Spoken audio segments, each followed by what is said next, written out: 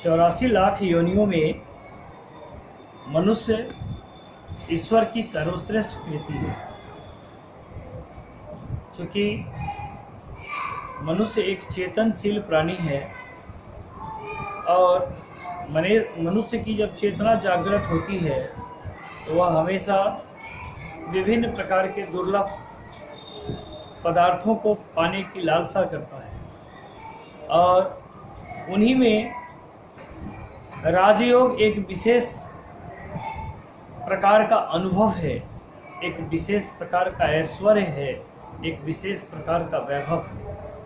यदि किसी व्यक्ति को राजयोग होता है तो वह उस योग अवस्था तक राजा के समान सुख पाता है और वह सरकार के सिस्टम का एक हिस्सा होता है। आइए आज जानने का प्रयास करते हैं कि हमें राजयोग कैसे हो सकता है। हमारे जीवन में राजयोग कैसे आएगा, इसे हम जानने का और समझने का प्रयास करते हैं।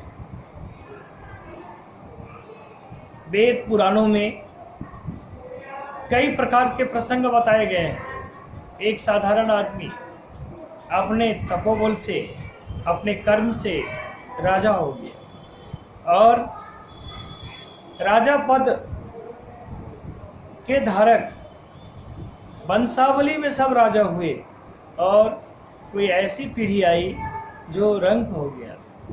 ऐसी ढेरों कहानियाँ वेद पुराणों और लोक कथाओं में वर्णित है। आज उन्हीं कहानियों में आप भी एक चरित्र हो सकते हैं।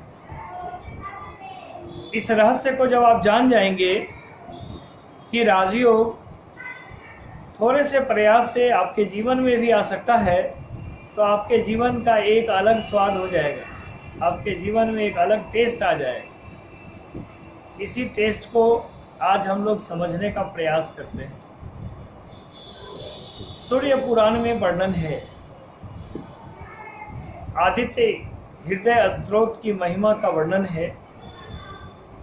इस आदित्य हृदय स्त्रोत को नियमतः जो जातक धारण करता है, यदि पुत्र है वह राजा के समान जिंदगी जीता है और यदि पुत्री है तो उसका विवाह राजा के समान सुख देने वाले घर में होता है। इसमें कहीं कोई संशय नहीं है। आइए उस नियम को समझने का प्रयास करते हैं कि क्या करने से राजयोग मिल सकता है। प्रातः काल में जब हम सो करके उठते हैं तो अरुणोदय वेला में भगवान सूर्य का आगमन होता है। भगवान सूर्य आते ही दर्शन देते हैं। खुली नेत्रों से अरुणोदय वेला में वह 10 मिनट 5 मिनट का क्षण होता है जब वे दिखते हैं। हम खुले नेत्रों से उनका दर्शन कर सकते हैं और उस समय वे आशीर्वचन देने के लिए उपस्थित होते हैं।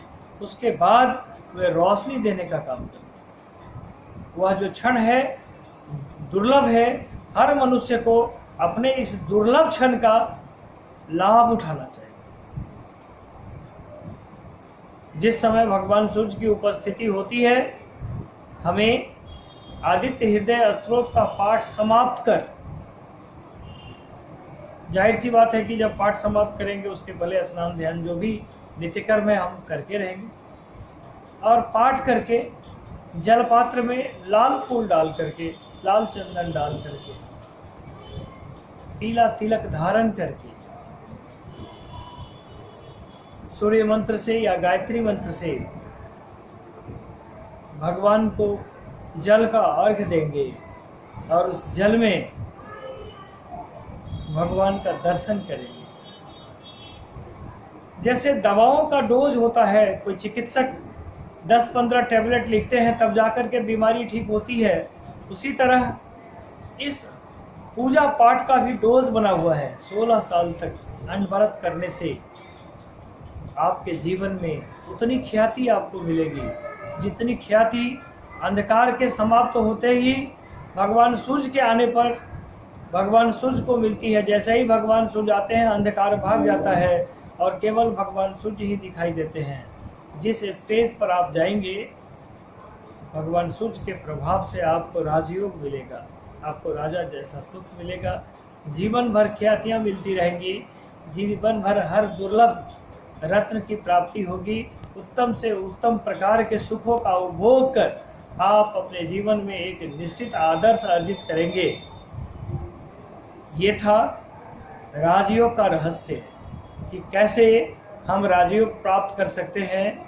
आदित्य हृदय स्तोत्र का धारण यदि उस समय वेला में किया जाए, जिस अरुणोदय वेला में भगवान सूर्य आते हैं उसके पहले आदित्य हृदय स्तोत्र का पाठ हो जाए, ब्रह्म मुहूर्त से लेकर के सूर्योदय की वेला तक में यदि पाठ हो जाए और उसके बाद भगवान सूर्य को जल पात्र में जल का अर्घ्य दें और उस जल में भगवान का दर्शन करें, तो निश्चित रूप से जीवन के 16वें साल में राजयोग हो जाता है। इसमें कहीं कोई संशय नहीं है। जाने के पहले आपसे एक विनती, आप हमारे चैनल पर नए हैं तो चैनल को सब्सक्राइब कर लीजिए। हम ऐसी अनेकों ऊर्जा से ओत-प्रोत कहानियाँ लेकर के, ऊर्जा से ओत-प्रोत जानकारियाँ लेकर के आपको तरोताज़ा करने के लिए रोज़ उपस्थित होते हैं।